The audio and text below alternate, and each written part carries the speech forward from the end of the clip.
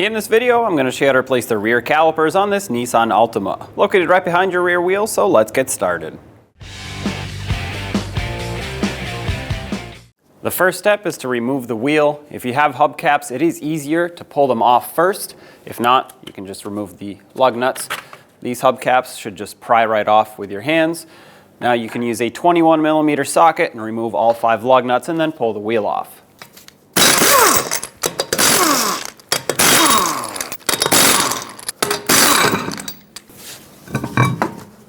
From the backside of the caliper, let's remove the 2 14mm bolts that hold the caliper onto the bracket. Typically I remove the entire bracket and caliper assembly, but this top bolt is going to be a challenge to reach if I don't remove the caliper first, so I'm going to do it this way. Once again, 14mm socket, remove them both. Leave this one in a couple threads so I can hold it on while you take the bottom one off.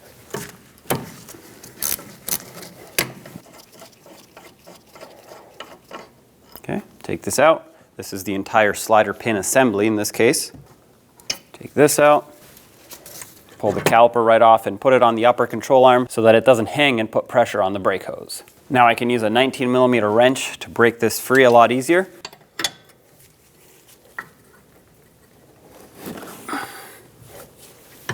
Okay. If you have a ratchet that can get in here, use it. Remove this most of the way. Before you remove it completely, let's remove the bottom one. On this one I can fit a power tool.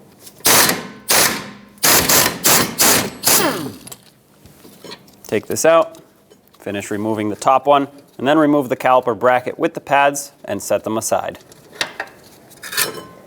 I have my new caliper bracket on the bench and we're going to prepare this for installation. All that requires is a little bit of brake grease or silicone paste that's rated for brakes right on these 2 areas, and then of course inside the bores of the caliper bracket where the slider pins go. When you do add grease here, you don't need a lot. If you put too much, it'll squeeze out and get onto your pads and rotors after the anti-rattle clips get put on. So you just need a thin layer, just enough to prevent rust from building up in the future. Take the anti-rattle clips, slide them on, make sure they snap in. Flip this over and do the same on this side.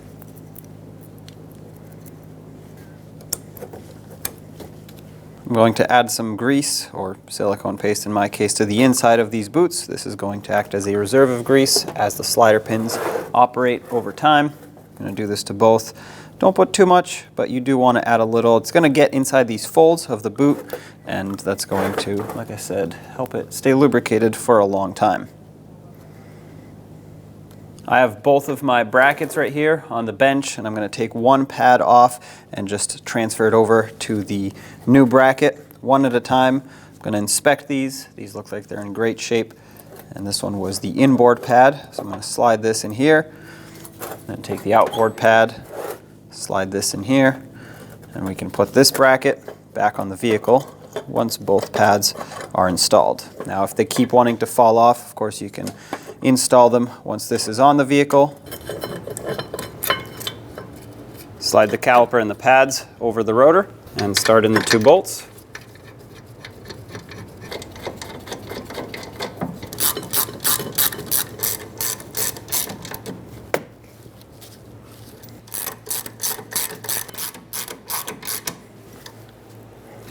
.62 foot-pounds is the torque for both of these.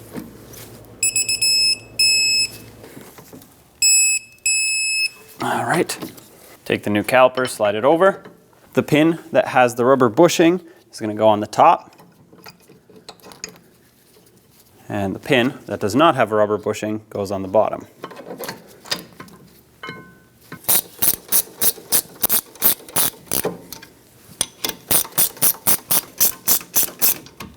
The torque for both of these is 32 foot-pounds.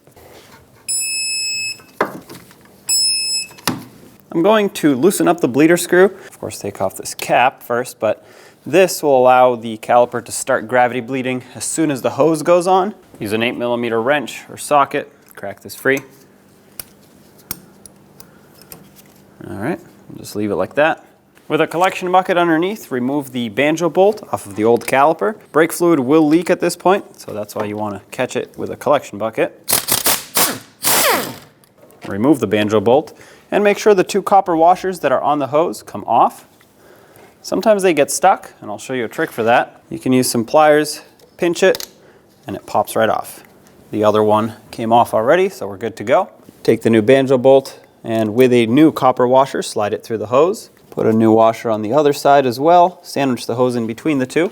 Start the bolt into the caliper, making sure that this hook goes into the hole that's provided so that the brake hose can be lined up perfectly. The new banjo bolt is a 12 millimeter in size. Snug it up so it stops leaking. Now we can torque it. While we do that, the gravity bleed is going to continue. The torque for this banjo bolt is 15 foot-pounds.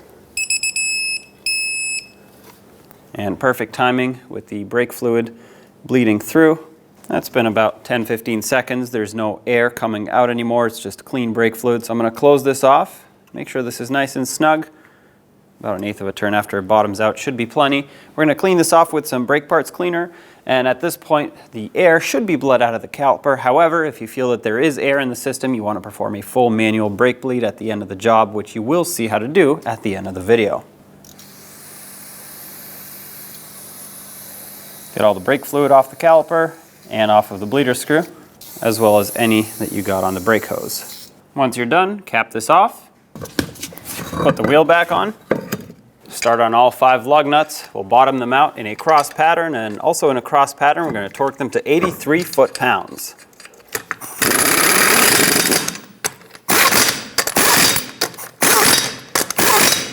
"83 foot-pounds in a cross pattern, here we go.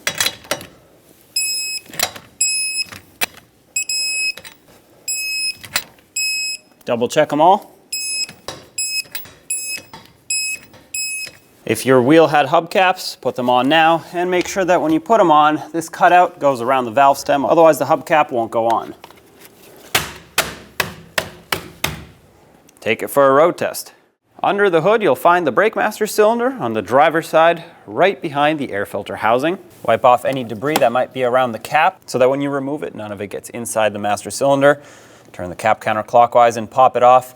And as you'll see right on the cap, it says that it takes .3 brake fluid, so make sure you have plenty on hand for this brake bleed. What I'm going to do first is actually remove the fluid that's already in the master cylinder. I like to start with fresh fluid, and to do that, there's a little screen in here that you have to pull up on. Now, sometimes these get stuck, so we might have to use a pocket screwdriver or a little pick to pull this up. Otherwise, you cannot remove the old brake fluid to begin with.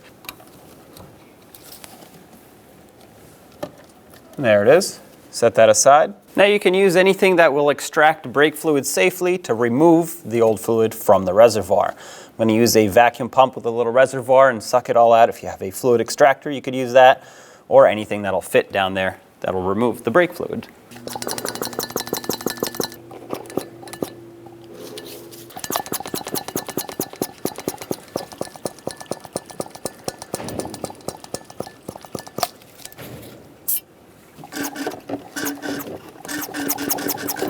All right, that's about as much as I'm going to be able to remove. You'll never be able to remove 100% of it, but the more you can get out, the better, so that you can start with more fresh fluid. Put this little screen back in so that when you add brake fluid, everything gets filtered, just in case. Top this off with clean brake fluid all the way up to the max line. You can see it right there. You may need a funnel for this, since the cowl will actually be in the way of the master cylinder for you to top it off with brake fluid. Go slow, because these screens often prevent the brake fluid from flowing in very fast.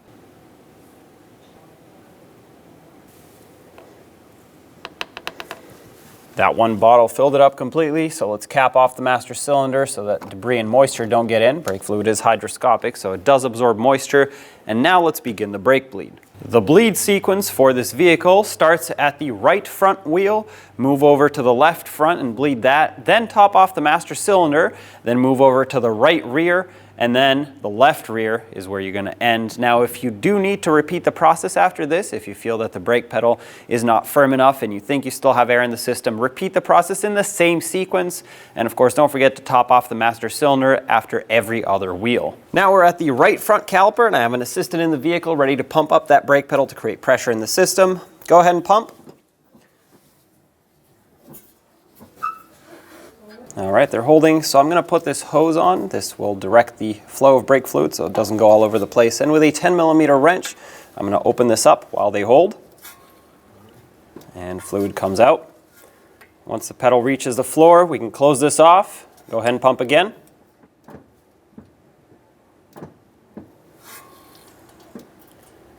All right, we just want to do this until we see no air bubbles. This was a clean stream of brake fluid, so let's do it one more time. All right, this is nice clean fluid with no air bubbles. You can let go of the brake pedal now. I'm going to remove this. If you spilt any brake fluid, use brake parts cleaner to clean this off. And once it's dried up, go ahead and cap the bleeder screw off. Now we'll move on to the left front. After the two front wheels, it's time to top off the master cylinder, so remove the cap and fill it up to the max line. Once it's full, put this back on. With the master cylinder topped off, we're now at the right rear wheel. This is our third caliper. I'm going to remove the bleeder screw cap, and the assistant in the vehicle can go ahead and pump.